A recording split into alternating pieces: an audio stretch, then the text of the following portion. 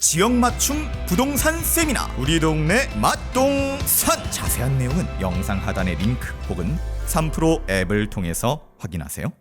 주포는 이제 총괄 기획자라고 생각하시면 돼요. 총괄 기획자? 네, 작전 전체를 지휘하는 총괄 그 기획자. 사람 주포예요? 네. 화가는 이제 말씀드렸던 것처럼 이제 주가 그래프를 그리는, 설계하는 분야라고 보시면 될 것 같아요. 그래서 분이라고도 하지 마세요. 그런 인간들.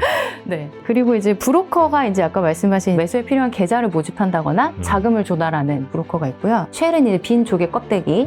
네, 그래서 이제 타깃이 되는 대상 회사라고 보시면 될 것 같습니다. 여기에 이제 끼어드는 이제 뭐 허위 정보라던가 허위 호재 이런 것들이 이제 펄이 되겠고요.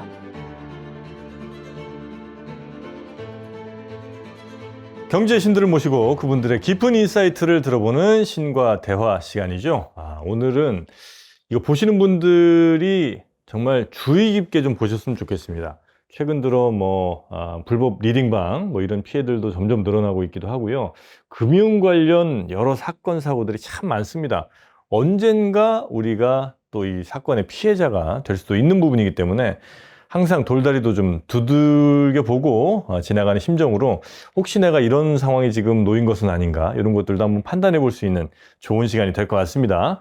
자, 오늘은 금융사고, 불공정 행위들 어떤 것들이 있고 또 어떻게 예방할 수 있는지 이런 이야기를 함께 나눠볼 텐데 함께 해주실 전문가, 오늘은 법률 전문가를 모셨습니다. 법무법인 게이트의 윤수경 금융전문 변호사 나오셨습니다. 어서 오십시오. 네, 안녕하세요. 네, 반갑습니다. 네, 윤수경입니다. 금융사건 사고 관련 변호라든지 이런 것들 많이 좀 하시는 모양이죠? 네, 저는 주로 이제 회사 관련된 프랙티스를 많이 하고 있고요. 네. 이제 오늘 말씀드리게 될 이제 자본시장법, 그리고 이제 회사법, M&A 이런 쪽 자문을 많이 하고 있습니다. 아, 그렇습니까? 실제로 나쁜 사람들 많죠, 이 안에? 네, 실제로 많고요. 네. 처벌 수위나 이런 것들이 네. 이제 얻는 이득액에 비해서 네, 조금 유혹을 느끼기 쉬운 상황이다라는 생각이 듭니다. 우리 보통 사람들이 볼 때는 야, 네. 저렇게 해서 150억, 300억 해먹고 나서 깜빵 들어가고 1년, 3년 이렇게 들어갔다 나오는 것 같으니까 네. 굉장히 화가 좀 많이 납니다. 네. 네, 그래서 처벌이 너무 좀 약한 거 아닌가 하는 생각이 좀 들긴 하는데 네. 그런 이야기들 포함해서 그러면 우리 시청자분들, 투자자분들이 걸릴 수도 있는 사건들이 많이 네. 또 있을 수 있기 때문에 그렇죠. 네. 예전에 어떤 사건들이 있었고 이런 수법들이 있었고 지금은 또 어떤 사건들이 있는지 등등을 네. 좀 이렇게 카테고리별로 좀 나누셔서 네. 얘기를 해주시면 좋을 것 같은데 네. 먼저 어떤 카테고리, 어떤 부류의 어떤 불공정 행위들을 먼저 좀 얘기해 주실 겁니까? 네, 일단 이제 불공정 거래 행위의 유형은 여러 가지가 있는데요. 네. 저희가 이제 3대 불공정 거래 행위로 뽑는 것이 있어요. 3대 불공정 행위? 네. 그 중에 이제 첫 번째가 다들 잘 아시겠지만 작전이라고 부르는 시세 조종이 되겠고요. 시세 조종? 네. 오늘은 그래서 아마 시세 조종에 대한 이제 레전드 사례를 나눠드릴 예정이고요. 전설로 나왔습니까? 네, 전설의 사례가 있습니다. 그리고 네. 또 다른 거는 남은 두 개는 뭐예요? 예, 그리고 이제 두 번째는 이제 내부자 거래. 내부자 아마 거래. 다들 또 아실 것 같은데, 이제 기업의 내부 정보를 이용해서 이제 거래를 하는 그런 이제 불공정 행위 유형이 있고요. 네. 마지막으로는 이제 부정거래 행위라고 해서, 부정거래? 예, 이것은 조금 어떻게 보면은 기존의 이제 시세 조정에 대한 보완적인 개념이라고 보시면 될 것 같아요. 시세 조정으로 미처 처벌하지 못한 네. 것들을 좀 잡아내는 거군요. 맞습니다. 네. 그래서 이렇게 크게 세 가지로 네. 보시면 되겠습니다. 주로 이제 주식 거래 관련된 네. 불공정 행위들이 좀 있는 것 같은데 네. 시세 조정이라는 거는 아주 어렵진 않은 것 같은데 가격을 인위적으로 올리거나 떨어뜨려서 자신들의 막대한 이익을 취하는 거 이런 거죠? 네, 맞습니다. 그래서 이제 자연적으로 이제 발생하는 이제 매수나 매도 거래와 관계없이 네. 인위적으로, 조직적으로 이제 시세를 만들어낸다고 보시면 되고요.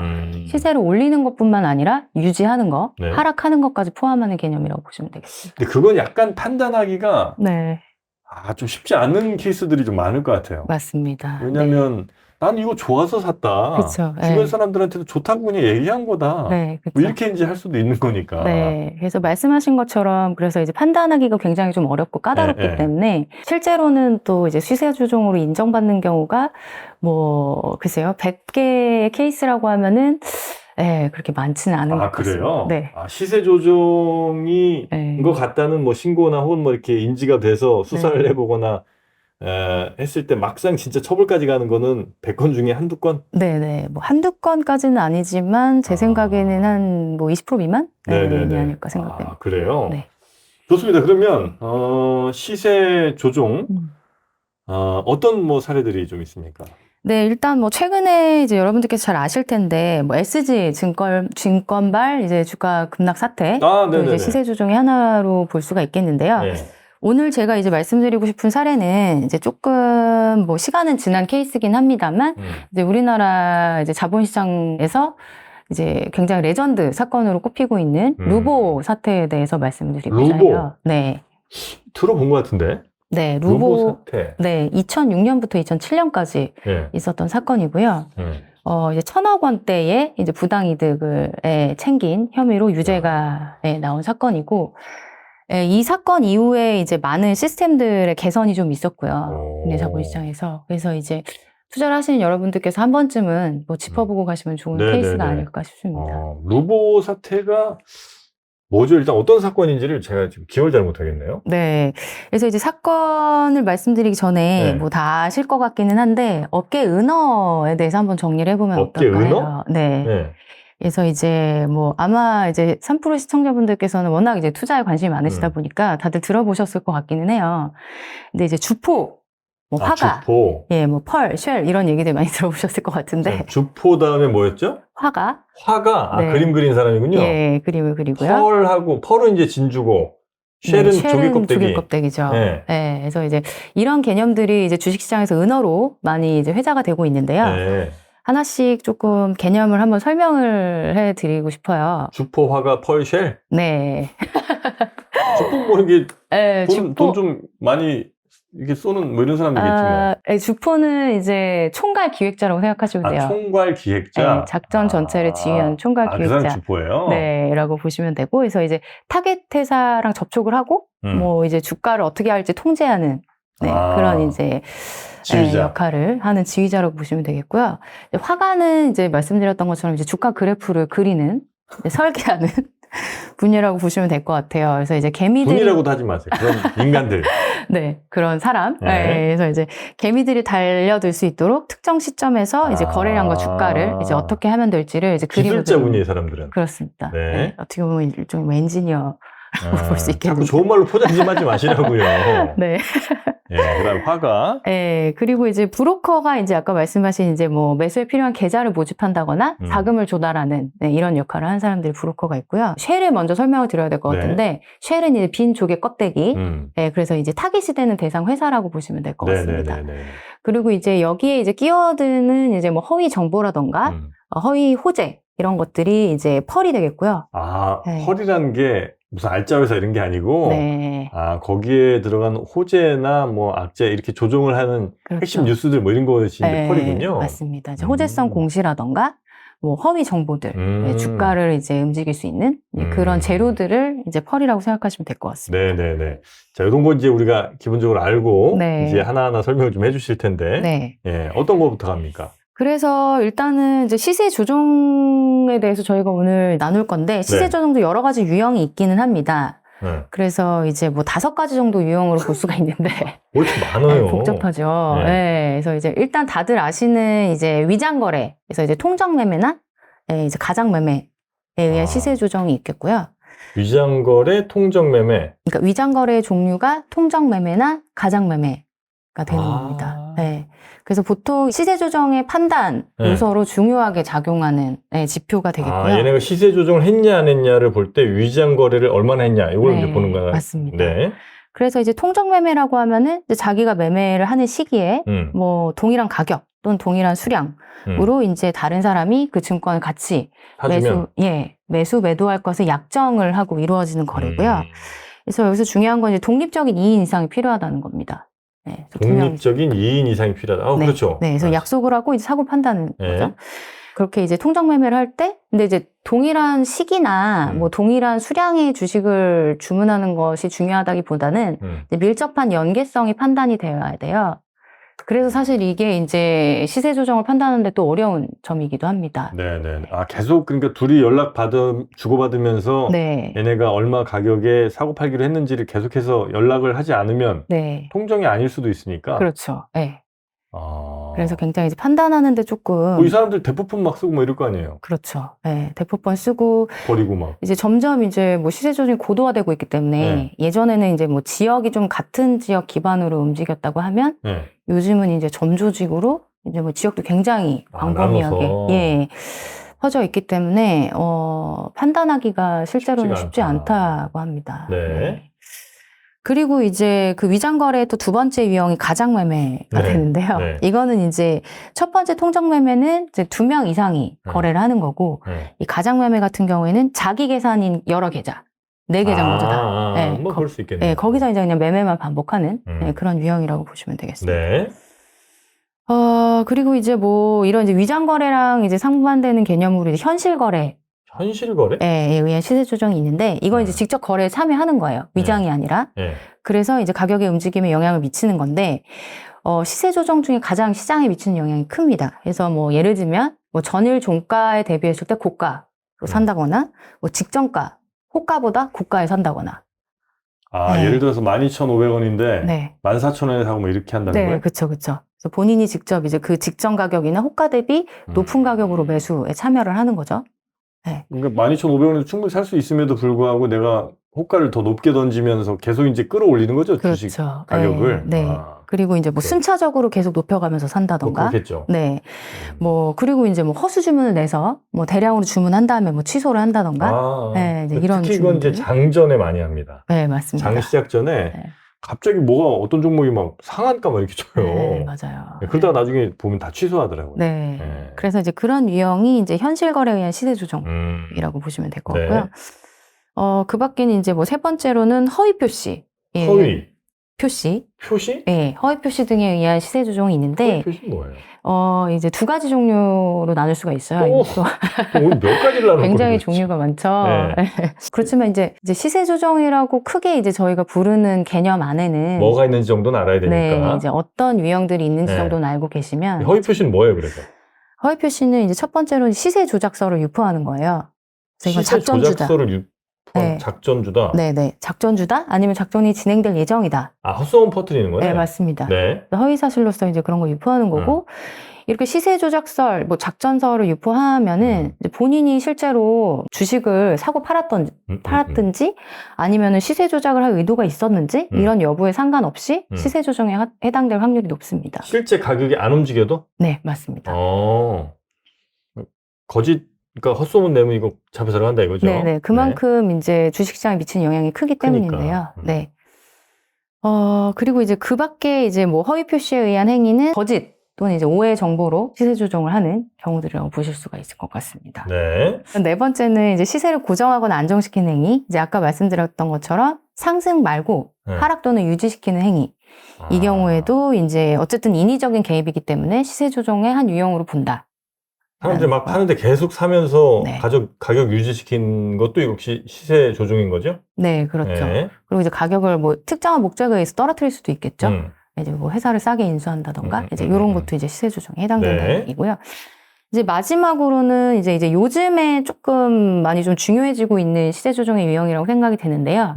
연계 시세 조정 행위라는 이제 마지막 유형입니다. 근데 이제 증권과 증권 또는 이제 증권과 파생 상품 간의 이제 연계 관계를 이용해서 네. 뭐 A에서 이득을 얻기 위해서 이제 B의 시세를 조작하는 행위, 이제 이런 것들이 포함이 될 수가 이게 좀 있겠는데요. 어렵다. 네, 이게 이제 뭐 파생 상품, 뭐 파생 시장이 워낙 복잡한 개념이기 때문에 이제 이런 걸로 이제 사고들이 또 많이 일어나고 있는데요. 그러니까 예를 들면은 네. 뭐 이런 거예요. 그러니까 주식 옵션을 보유한 분이 있으세요. 그러니까 대량의 주식 옵션을 보유를 했는데 이제 주식 옵션의 기초 자산인 주식에 대해서만 이제 대량 주문을 낸 거예요. 그래서 주가가 변동이 됐어요. 네. 근데 단 한 번이었어요. 그래서 단 한 번이었기 때문에 뭐 정상 거래로 보일 수도 있겠죠. 그렇지만 이제 그 주식과 연계된 이제 옵션을 대량으로 보유하고 있었기 때문에 그로 인해서 이제 그 주식 가격의 변동으로 인해서 이제 다른 데서 이익을 얻은 거죠. 다른 옵션 상품에서. 이 경우에는 예. 아, 네네네네. 그러니까 이제 A라는 주식이 있고, 네. 그 주식을 그 기반으로 한 한 무슨 뭐 지수든 아니면 선물이든 뭐 옵션 네. 이런 상품이 있는데, 네네. 그러니까 A 주식이 얼마 이상 올라가면 이 옵션에서 내가 먹을 수 있는 게 훨씬 더 크게 이제 돼 있는데, 네. 주식 가격은 이제 얼마 안 되다 보니까 여기서 내가 한 1억 넣고, 네. 이쪽 파생 상품에서 한 10억 먹고 뭐 이런 식으로 간다는 거예요? 네, 맞습니다.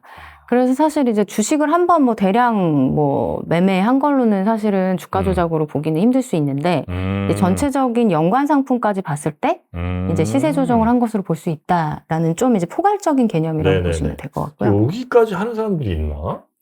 네, 실제로 잡힌 뭐 사람들이 좀 있어요. 네, 실제로 뭐 근데 사실 이게 파악하기가 굉장히 쉽지가 않고 어쨌든 이제 파생 상품 자체가 굉장히 복잡하잖아요. 네네네. 그리고 이제 말씀드렸던 것처럼 예를 들어서 이제 뭐 주식 대량 매매가 한 번 일어났어요. 그럼 일단 거기서는 어쨌든 주목받지는 못할 가능성이 크기 때문에 실제로 이제 이런 걸 이용한 시세 조정이 많을 것으로 예상됩니다. 저희가 네. 잡지 못하는. 일단 또 오늘은 시세 조정 얘기를 해주실 건데 그 시세 네. 조정에는 뭐 위장 거래, 현실 거래, 허위 표시 의한 그리고 시세 고정 혹은 뭐 안정시키는 행위, 네. 연계 시세 조정 네. 등등 5가지가 있고 네. 대표적인 사건 예. 알려주세요. 이제 사건 얘기를 좀 해볼까요? 네. 그래서 이제 저희가 이제 레전드 사건으로 이제 회자하고 있는 루보 사태가 있는데요. 네. 2006년부터 2007년에 발생한 사건이고요. 네. 저점에 대비해서 무려 57배가 상승한 사건입니다. 57배, 네. 5,700%. 네. 5,700%. 이게 루보가 뭐 하는 회사예요? 루보가 이제 뭐 기계 베어링을 만드는 회사였고요. 처음에 시총이 아주 큰 회사는 아니겠군요, 당연히. 예, 시총이 큰 회사네요. 자본금이 한 50억 정도였다고 네. 하고요. 경기도 파주시에 소재하고 있었다고 하고, 뭐 매출액은 한 54억 원에 뭐 영업이익이 한 2억 뭐 2천만 원 정도로 적자를 기록하고 있던 기업이라고 해요.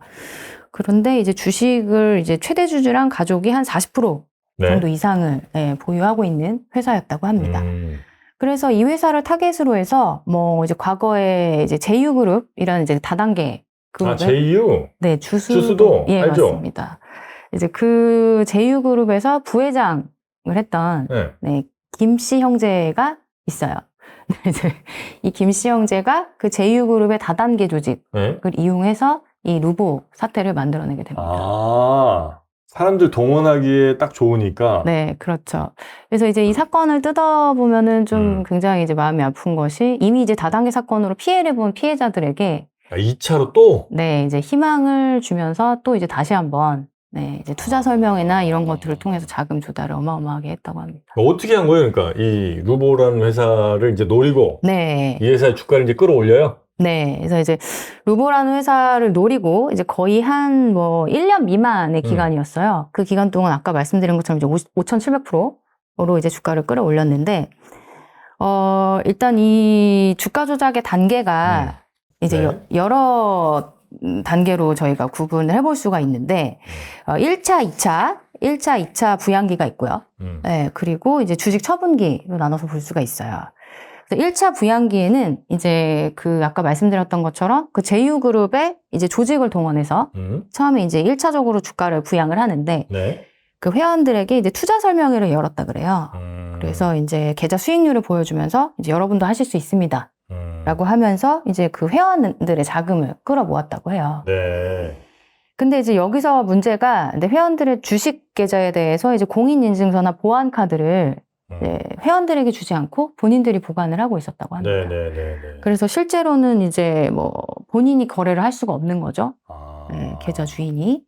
그렇다 보니까 이제 물량이 계속 뭐 부족해지고 그러면서 이제 가격은 상승하게 되는. 만약에 개인들이 그냥 다 거래할 수 있는 상태였으면 한 뭐 2배, 3배 올라가면 팔고. 당연히 욕심 생기니까 팔 텐데 그쵸. 그렇게 못하게 한 거군요. 그렇죠. 그래서 1차 부양기에서 2,000원에서 6,600원까지 주가가 이제 3배가 올랐고요. 그래서 이제 이 와중에도 이제 말씀하신 것처럼 이제 계좌 주인들은 팔지를 못한 거고요. 이제 이렇게 이제 1차 부양기를 거쳐서 이제 2차 부양기가 되는데 이때는 이제 2007년 초 정도가 됩니다.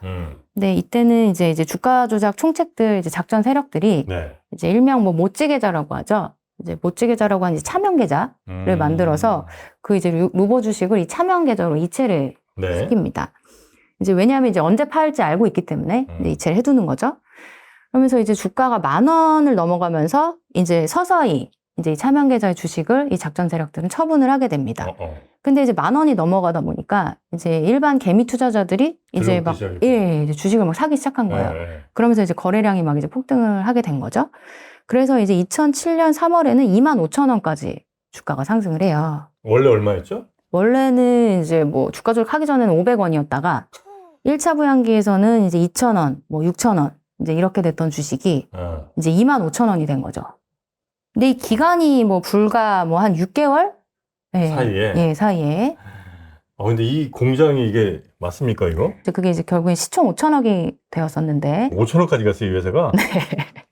그 이제 루보 본사 공장의 모습이라고 합니다. 나중에 이제 손해를 본 투자자들이 그제서야 루보가 어느 회사인가 찾아가서 보니 이제 이런 건물의 유형을 가구 외형을 가지고 있었다고 합니다. 자, 그렇게 해서 이제 이 사람들이 그때 썼던 방법은 이제 자신들이 여러 계좌를 이제 갖고 있는 상황에서 가격을 계속 이제 인위적으로 올리고 그렇죠. 팔지는 못하게 묶어두고. 맞습니다. 네.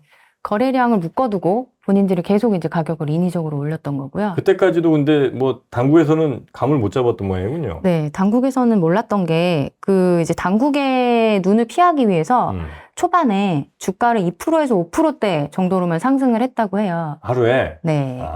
이제 그러다 보니까 당국에서는 크게 이제 문제를 삼지 않았는데 이제 1차 부양기 때 이제 투자자들이 이 회사 뭐지? 라고 이제 관심을 갖다가 2차 부양기에서는 이제 10,000원을 넘어가면서 개미 투자자들이 막 이제 같이 사기 시작하면서 폭등을 한 거죠. 그때부터 좀 이제 당국의 관심을 받았던 것 같아요. 계속해서 뭐 이 회사의 좋은 얘기 같은 것도 여기서 막 흘렸겠지 뭐, 그죠? 네, 그렇죠. 이 회사의 기술력이라든가 여러 가지 정보들이 다들 아시겠지만 그런 이제 주식을 뭐 거래하시는 분들이 그런 방들이 있잖아요. 카페. 이런데 많은 정보들이 올라왔었다라고 하고요. 문제가 된 이후에는 다 삭제가 되었다고 하더라고요. 그래서 이제 우리 같이 가자라고 했던 형들이 다 사라졌다. 라고 합니다. 그렇게 해서 이제 얼마까지 오른 거예요, 최고가? 네, 최고가가 이제 51,400원까지 51,400원. 네, 올라가요. 근데 이때가 이제 2007년 뭐 4월 정도라고 보시면 될 것 같고요. 2006년 10월부터 2007년 4월까지 작전이 있었는데 이 짧은 기간 동안에 주식이 거의 뭐 1,000원대에서 이제 뭐 51,400원 대로 올라간 건데요. 주식을 이제 2007년 3월, 4월에 이때가 이제 주식 처분기, 작전 세력의 주식 처분기가 되겠는데 이제 한꺼번에 처분을 하게 되면은 이제 작전이 드러나게 되잖아요. 그렇기 때문에 이제 개미들이 살 때 조금씩 처분을 했다고 해요. 그래야 되겠죠. 그러면 이제 주가가 이제 확 빠지지 않기 때문에 이 당시에 주가가 폭등한 것을 보고 이성을 잃은 개미 분들이 계시죠. 투자자들이 계시다 보니까 작전 세력이 처분을 함에도 불구하고 주가가 이제 뭐 5만 원을 넘는 이런 이제 기염을 토하게 됐다고 합니다. 하루 거래량이 이제 100만에서 200만 주 수준까지 올라가고 시총이 막 5,200억까지 올라가고 그러면서 이제 코스닥 뭐 시총 상위 주식으로까지 랭크되는 이 회사가 이 사진에 보시는 이 회사입니다. 그렇게 해서 이제 주가 조작 세력들은 충분히 다 먹을 거 다 먹고 튀었고 그래서 결국에는 당국의 의심을 받게 되면서 거래를 못하게 되죠. 거래 정지가 되다 보니까 빠져나오지 못한 개미 투자자들이 뭐 어마어마했다고 하고 뭐 자살을 한 피해자도 있다고 합니다. 아이고야. 자, 그렇게 해서 이제 이 루보 사태는 이렇게 일단락이 되는 거고 이 관계자들은 어떤 처벌을 받았습니까? 이 관계자들은 이제 징역 12년 처벌을 받았고요. 근데 이제 그 루보 사태의 주가를 조작했던 뭐 김영모라고 하는 그 제휴그룹의 부회장이었던 분이 또 다른 또 주가 조작 사건에 연루가 됐다고 해요. 그래서 이게 과연 처벌이 적정했느냐에 대한 이제 논란이 계속되고 있습니다. 아니, 그러니까 갔다 나와서 아니면 그 들어가기 전에 다른 걸 또 했던 거예요? 갔다 나와서 또 했다고요? 새롭게 또 이제 설계를 하시는 거죠. 그래서 이제 이 루보 사태를 겪으면서 이제 한국거래소에서 이제 시세 조정을 이제 실시간으로 모니터링하는 시스템도 갖출 정도로 이게 굉장히 그 파장이 컸군요. 큰 사건이었습니다. 그래서 그 이후에 이제 이제 시세 조정에 대해서 좀 실시간으로 거래소에서 근데 이 루보라는 회사는 이렇게 주가가 폭등하는 동안 가만히 있었나요? 이 회사에서도 네. 예를 들면 이제 40% 정도 이제 대주주가 있을 거 아니에요. 네. 그럼 이제 양심이 좀 있는 회사 같으면 야 이렇게 가는 거는 뭐 아니라고 얘기할 수도 있고 네.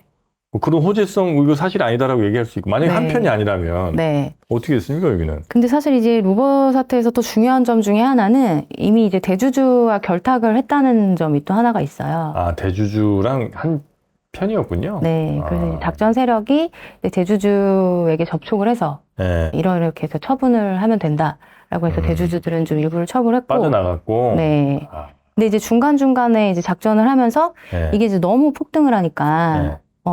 아니 이게 왜 이렇게 폭등을 하는 거냐 하고 이제 거래소에서 공시를 요구했다고 해요. 네. 네, 루버에서는 아니 우리도 모르겠다. 왜 오르는지 우리도 모르겠다. 아. 왜냐면 이게 어떻게 보면은 작전 세력이 작전뿐만 아니라 개미 투자자들의 그 욕망? 뭐랄까요 이제 욕망과 비이성적인 이제 그런 투자들이 또 어떻게 보면 이제 주가를 만든 측면이 있기 때문에 네네네. 네. 회사에서도 뭐 우리도 왜 오르는지는 모르겠다 이제 이렇게 회신을 한 적도 있다고 합니다. 그러나 그건 뭐 어쨌든 거짓말이긴 하죠. 자기네들 네. 한 편 먹고 지금 짬짬이 올린 건데 이제 그쵸. 자기네 생각보다 더 많이 오른 오른 거니까. 거죠. 네. 그럼 이 회사 이 관계자들도 당연히 처벌 받았죠? 관계자들은 처벌 안 받았어요. 왜? 관계자들은 그 이제 뭐 그 주가 조작에 가담한 정도에 대해서 네. 그렇게 충분히 입증을 하지 못한 것으로 아, 그래요? 되어서 이제 실제 작전 세력들만 처벌을 받았습니다. 그럼 이제 그 투자에서 피해를 이른바 입으신 네. 분들, 네. 이분들은 뭐 어디 가서 당연히 보상받거나 이럴 수도 없는 거죠? 네, 뭐 보상받기는 그렇겠죠. 힘들죠. 네. 그래서 실제로는 뭐 이제 뭐 징역을 뭐 몇 년 사는 것과는 상관없이 네. 주가 조작의 피해자분들의 피해는 뭐 보전받기가 거의 불가능에 가깝기 때문에 그래서 이제 투자를 하실 때 굉장히 신중하실 필요가 있을 것 같습니다. 하지만 내가 진짜 힘들게 땀 흘려 번 이 돈을 어딘가에 투자해서 내가 이제 뭐 더 큰 투자 이익을 이제 얻으려고 하는 뭐 그 마음이 충분히 있을 수 있지만 네. 이게 뭐 하는 회사인지 혹은 뭐 그쵸. 이게 어디에 있는 회사인지 이 회사 건물은 어떤지조차도 안 보시고 하시는 경우는 진짜 조금 지양을 좀 하셔야 되겠네, 그죠? 네, 맞습니다. 네. 야, 그래서 루버 사태는 그런 네. 몇 명들 일당들 좀 감옥에 가서 뭐 네. 많게는 10년 넘게 혹은 이제 그 네. 이하로 받은 사람들도 아마 많이 있을 거고. 네, 이제 뭐 그 가담 정도에 따라서 네. 네, 형량이 다 다른 것으로 알고 있고요. 이제 이 회사를 보니까 10. 지금 네. 설명에 뭐 그 당시에 매출액이 한 분기에 50억 원 정도, 네. 그리고 영업이익이 한 2억 2천 정도 나온 회사인데 네. 영업이익 2억 2천이면 1년 해봐야 뭐 한 8억, 많이 잡아서 10억 정도라고 치고 네. 시총이 5천억이 쓰려면 말도 안 되죠. 네. 그래서 이렇게 이제 적자가 지속됐던 회사임에도 불구하고 적자였군요. 네. 제가 잘못 봤네. 영업이익이 적자였군요. 네. 적자가 이제 계속 지속됐던 아유. 회사였는데 이제 그래프를 보시면 아시겠지만 이제 거의 이제 직각에 가깝게 막 이제 올라가는 구간이 네네네네. 있어요. 근데 이게 과연 이제 저평가됐던 주식인 것이냐에 대한 좀 이성적인 판단이 필요했던 것이 아닌가라는 생각이 듭니다. 네네네네네. 자, 하여튼 이런 루버 사태를 보면서 지금도 어디선가에서 뭐 이 정도 규모는 아닐지라도 네. 부정 거래를 노리고 네. 부당 이익을 획책하는 사람들이 있을 거 아닙니까? 네. 당연히 많을 것으로 예상하고 그렇겠죠. 네. 심지어 뭐 얼마 전에도 뭐 라더견 사태나 이런 네. 것도 약간 요것과 뭐 규모 자체는 좀 다르겠습니다만 꽤 네. 유사한 방법 아닌가요? 네, 맞습니다. 어떻습니까, 그때는? 그 라더견 사태도 역시 이제 시세 조정이고요. 네. 근데 이제 좀 더 당시 루버 사태보다는 이제 진화된 방식으로 지금 이제 시세 조정들이 이루어지고 있어요. 네. 뭐 이 사람들이 뭐 무슨 통장 같은 것도 이렇게 자기네들이 네. 거래 뭐 스마트폰 같은 것도 다 자기네들이 다 갖고 보관을 있었죠. 하고, 예. 그것도 이제 앞서 본 루버 사태처럼 실제 이제 권리자가 아니라 이제 이 작전 세력이 다 이제 그 입출금 권한이라든지 네네네. 매매 권한을 보유하고 있었다라고 보시면 되겠죠. 그래야 이제 가격 조절을 하거나 통제를 할 때 네. 가능하니까. 네. 항상 또 이제 배신하거나 이제 먼저 빠지는 사람들이 있잖아요. 네. 그래서 그걸 방지하기 위해서 이제 아마 그 스마트폰을 다 압수했던 것으로 알고 있습니다. 네네네. 그렇게 해서 네. 8개 회사 정도를 이 라더견과 그 일당들이 네. 주가 조작을 하고 네. 그래서 개인 투자자들도 거기에 이제 많이들 투자를 하셨다가 네네. 피해 규모가 한 1,300억 정도 되는 걸로 알고 있어요. 네. 이런 그 시세 조정을 근데 이거 피해를 예방할 방법이 있나 하는 생각이 좀 듭니다. 그래서 이렇게 말씀을 드리다 보니까 네. 제가 일단 뭐 시세 조정의 처벌에 대해서 조금 같이 말씀을 드리면 좋을 것 같은데 네. 일단 이제 뭐 지금 말씀 나눈 것처럼 워낙 이제 증권시장에 주는 피해도 크고 이제 범위도 넓은 게 시세 조정인데 네. 실제로 이제 처벌 수위가 어떤가를 살펴보려고 합니다. 그래서 이제 자본시장법에서는 이제 형사처벌과 민사상 손해배상 책임을 인정을 하고 있는데요. 이제 형사처벌의 경우에는 뭐 10년 이하의 징역 또는 이제 그 위반한 행위로 얻은 이익 또는 이제 회피한 손실, 네. 이제 부당이득금이라고 하는데요. 부당이득금의 2배 또는 5배에 해당하는 벌금을 부과하도록 되어 있어요. 네. 그래서 이렇게 보면은 뭐 2배 또는 5배면 좀 굉장히 많아 보이기도 하는데, 이제 만약에 이제 뭐 이게 그 부당이득금이 5억 원 이하인 경우에, 5억 원 이하인 경우에 벌금의 상한액은 5억 원까지로 또 제한이 되어 있기 때문에. 왜 제한을 해줘? 네, 이게 어떻게 보면은 지금 자본시장법의 취지는 네. 어쨌든 이제 시장 교란 행위에 대한 약간 이런 이제 교정 작용이라고 할 수 있는데 이 부당이득금에 대해서 사실은 이 산정하는 기준들이 명확하지가 않아요. 자본시장법상. 네, 그렇다 보니까 실제로 이제 위반 행위랑 네. 부당이득 간에 이제 굉장히 엄격한 인과관계를 요구하고 있기 때문에 이런 이제 인과관계가 불명확하게 규정되어 있는 것 때문에 이 한도를 제한을 좀 많이 둔 것이 아닌가라는 생각이 듭니다. 야, 벌금 한도를 그렇게 둔다는 거에 법정신을 아직은 저는 잘 이해를 못하겠는데. 네. 그래서 지금 이제 5억 이상인 경우에는 다른 이제 경제범죄처럼 네. 가중처벌이 되기는 하는데요. 이게 이제 말씀드린 것처럼 뭐 지금 이제 SG 네. 사태도 그렇고 이제 뭐 SG 사태의 그 작전 세력이 취한 뭐 부당이득이 최소 뭐 한 2,600억 정도로 보고 있다는 것 같아요. 근데 이제 이게 인정될 경우에 뭐 벌금액은 훨씬 증액되기는 하는데 말씀드린 것처럼 위반 행위랑 네. 부당 이득 간의 이제 인과관계가 굉장히 이제 어렵다. 뭐 왜냐면 이제 주가에 영향을 주는 요인이 굉장히 다양하잖아요. 그렇긴 하죠. 수십 이제 수백 가지인데 그거를 뭐 이 시세 조정만으로 올랐다라고 하기에는 이제 어렵다 보니까 실제 이제 처벌의 경중이 굉장히 좀 낮아지는 경우가 있는 것 같습니다. 그러니까 예를 들어 어떤 세력들이 이제 주가 조작을 해서 100억의 이익을 얻었어요. 네. 이게 뭐 실제로 정말 이 회사가 뭘 영업을 잘해서 올랐을 수도 있죠. 그렇죠.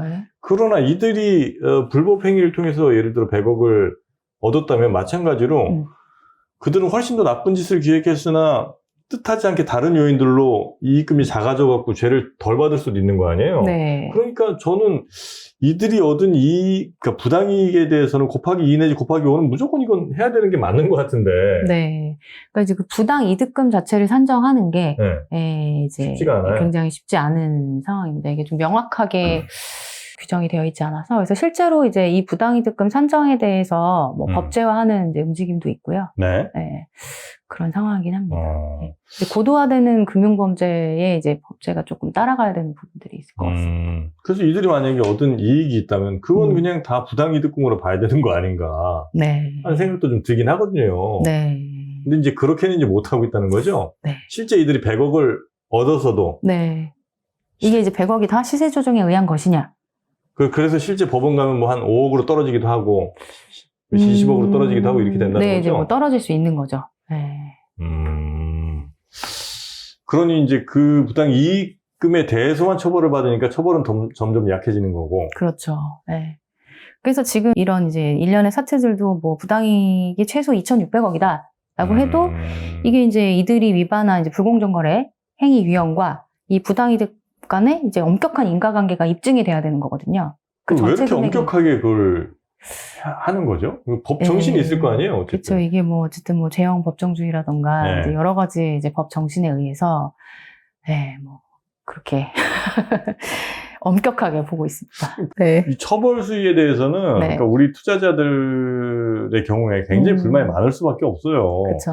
아니 저 사람들 저렇게 뭐 1,000억씩 막 2,000억씩 이렇게 해먹고 어차피 그 사람들은 또 돈도 다 어디 빼돌려 나가고 그렇죠. 네. 벌금이나 뭐 과징금 이런 것도 안 내더라고요 보면 실제로는. 네.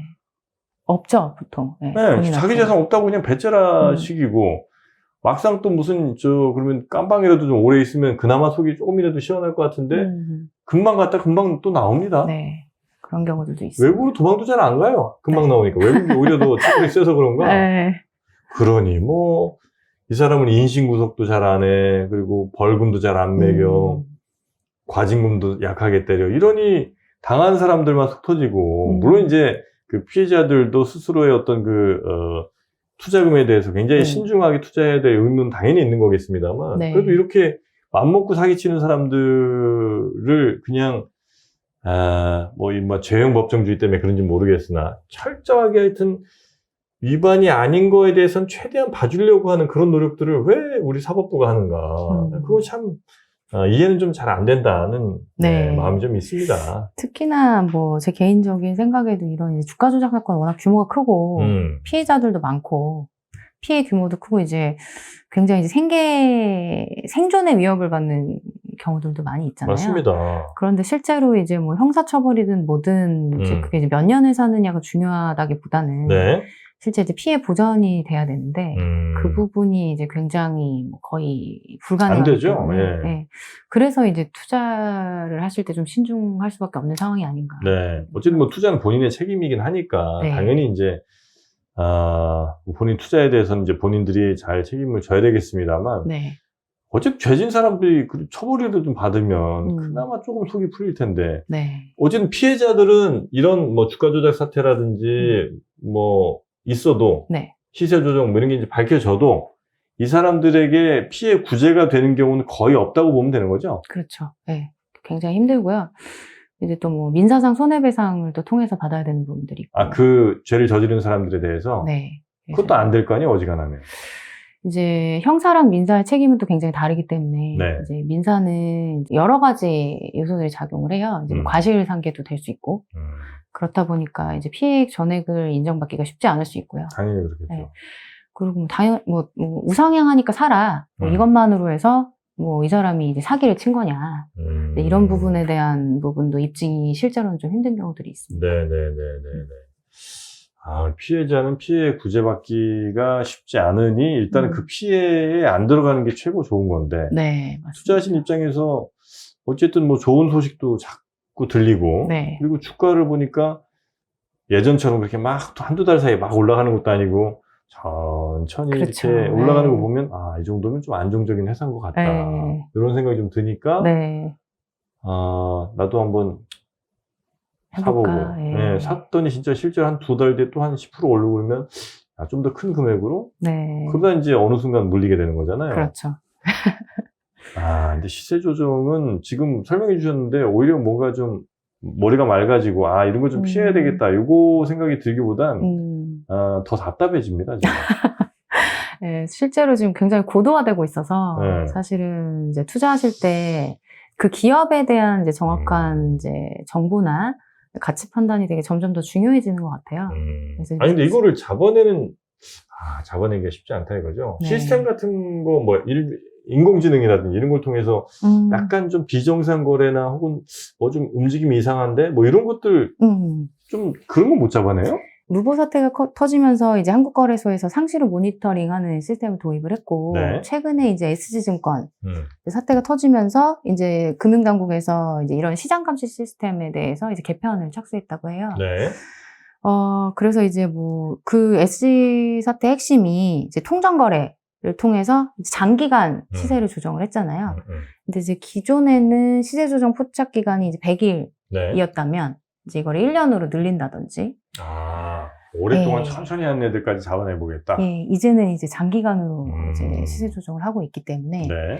그리고 이제 아까 제가 뭐 초반부에 말씀을 드렸지만 그 이제 혐의를 분류하는 기준도 그 이제 유사 지역을 이제 중심으로 봤다라고 하면은 네. 이제는 좀 이제 매매 패턴을 중심으로 지역과는 상관없이 그렇죠. 예, 본다든지 이제 이렇게 많이 조금 이제 개선이 되고 있다고 합니다. 그러니까 아마 시세 조정 같은 것도 이 거래소 자체에서도 뭔가 이상 매매 시스템을 감지하는 게 아마 있는 걸로 알고 있고요. 네. 그죠? 네. 그 다음에 또 이상 매매 시스템, 그 시스템에서 좀 뭔가 이상 거래다 이렇게 이제 판단되는 것들이 쭉 있으면 네. 걔네들을 다시 어디 금융감독원? 네. 이런 데서 이제 맞아요. 정밀하게 좀 살펴보는 거죠. 네. 그래서 이제 그 단계가 어쨌든 이제 한국 거래소가 이제 첫 번째 파수꾼 역할을 한다고 보시면 될 것 같아요. 네, 네. 첫 번째로 이제 이상 거래가 감지가 된다라고 음, 하면은 이제 그 다음에 이제 조사나 수사를 음. 하게 되기 때문에 이제 한국 거래소에서 가장 먼저 이제 불공정 거래를 파악을 해서 네. 그거를 이제 금감원이나 이제 서울 남부지검에 있는 뭐 이제 증권범죄 합동수사단 이제 이런 데로 이제 넘기게 되는 거죠. 그렇게 해서 이제 정밀 조사를 거친 후에 네. 잡히게 되고 네. 보통 이제 거기까지 넘어가기 전에 주범들은 튀고. 네, 뭐 그런 경우도 네, 있죠. 네. 네. 쉽지가 않다. 이래서 투자할 맛이 나겠습니까, 이게? 네, 그러니까 투자는 뭐 정말 우리 저 변호사님은 투자하세요? 주식 투자? 예, 투자하고 있습니다. 성적은? 성적은 뭐 예, 뭐 썩 좋지 아직 않죠? 뭐 다 엑싯은 하지 않았으니까 예, 플러스도 마이너스로 아닌 것으로. 네. 보니까 어쩌면 지금 저 사고 있는 그 네. 종목이 그 지금 시세 조정 중일 수도 있어요. 그럴 수도 있죠. 항상 조심해야 됩니다. 네, 항상 조심해야 됩니다. 변호사라고 안 당하는 거 아니에요? 아유, 그럼요. 많이 당합니다. 네. 자, 알겠습니다. 하여튼 시세 조정. 오늘은 이런 부정행위, 그러니까 네. 주가 관련된 부정행위 세 가지 중에 첫 번째로 우리가 가장 접하게 되는 네. 시세 조정에 대해서 저희가 좀 공부를 해봤고요. 네.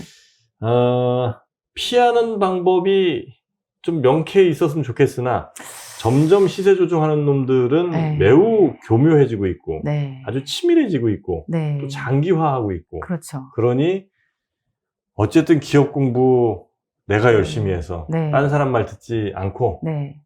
정말 좋은 회사 내재적같이 잘 분석해서 그렇게 사는 방법밖에 없다. 네. 그러네요. 네, 굉장히 교과서적인데 일단 그러네. 묻지마 투자는 하면 안 된다. 네, 정도로. 힘듭니다, 투자. 많이 기대했는데 제가 지금 우리 변호사님한테 좀 시세 조종당한 느낌입니다. 기대가 너무 컸습니다. 좀 좋은 결론이 하나 좀 있었으면 좋겠는데 그것도 안 돼. 그다음에 그 죄 저지른 사람들은 별로 이렇게 처벌도 크게 안 받는다는 것도 다시 한번 알게 돼. 네. 그리고 마땅히 내가 피할 방법도 없어. 네. 점점 더 교묘해져. 네. 아이고, 고구마 한 12개 먹은 그런 느낌이나. 그러게요. 그래도, 사이다를 가져와야 되는데. 네. 그러나 또 다음 시간에 사이다가 함께 준비가 돼 있죠? 네, 사이다 한번 준비해 보겠습니다. 네. 일단 세 가지 네. 불공정 행위, 뭐 시세 조정, 그다음에 이제 내부자 거래, 네. 그다음에 부정 거래. 네. 요것들 케이스를 다음 시간에도 좀 이렇게 잘 네. 좀 취합을 해 주셔서 네. 저희가 그런 피해를 최대한 좀 덜 입을 수 있도록 일단 알아야 좀 덜 당할 테니까 네. 그거 좀 다음 시간에 좀 부탁드리겠습니다. 네. 알겠습니다. 오늘 만족하십니까? 좀 아쉬움이 많이 남네요. 뭔가 이제 명쾌한 이제 사이다 해결책을 딱 들으면 좋을 텐데. 네. 네. 세상이 그런 거 어떡하겠습니까? 네. 하여튼 윤승유 변호사님 오늘도 고생 많으셨고요. 네. 다음 시간에 또 우리가 당할 수 있는 이 주식 투자에 있어서 이 불공정 행위들 네. 잘 좀 부탁드리겠습니다. 네. 다음 시간에 뵙겠습니다. 네. 고맙습니다. 감사합니다.